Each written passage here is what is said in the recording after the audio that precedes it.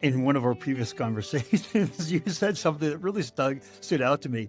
You said you actually have sales a lot of the time coming to you and asking, how do we, I forget how you phrase it, learn more or understand better? Instead of pushing something on different departments, you actually you invoked curiosity. People wanted to learn more because they wanted to be able to serve the client better. I'm not articulating it well. How would you articulate what actually happened in that interdepartment kind of interaction? Yeah, so how we came to create a strategy, create the plan is definitely internal involvement. So it's not just something we create in marketing and then it's like, here, you have to go spread the word. This is great. We know it. You might not, but it's great. I think internal involvement and of course being very close to sales to understand what their challenges are, what are they hearing every day, and also pick up on some of the trends that we're seeing from them. But then combining that again with, okay, we know right now in Europe, for example, we know that European hosted the software, super important. Local regulations, super important.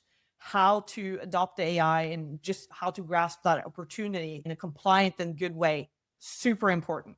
When we then create content around that and we have product launches and how we position, I just feel it resonates very well with also what they are hearing in customer calls.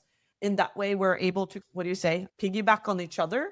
Sales, they really want to engage with the assets we create. They use them not only on LinkedIn, but in customer conversation when when the BDRs are cold calling or working with signals.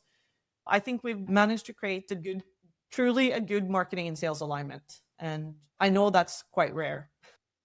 Very rare. And here's the underlying current that I'm hearing under this. The third challenge on that, to the answer the question, what are your top two challenges to creating long-term sustainable growth, was creating internal and external trust.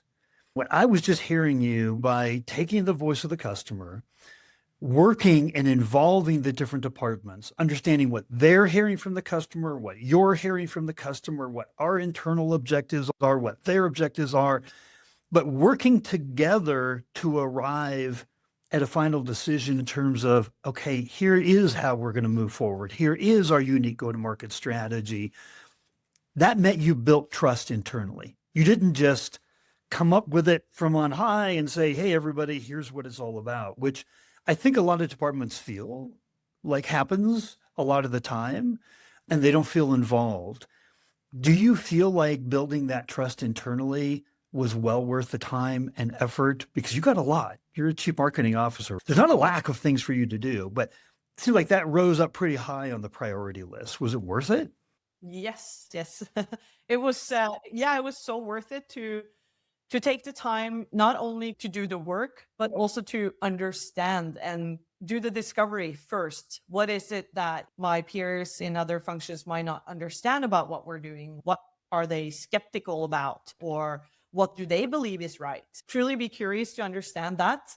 And I also think then not just speaking to the sales directors or the CCO or country directors, but what I did was like, hey, we're coming to all of you, all markets, all employees, and we want to explain and put this forward with a language that is common for all. So no CTR or SOV or MQLs, but in plain language. Why are we doing what we're doing? And what's the plan? And what do we need from you? And what do you think about it?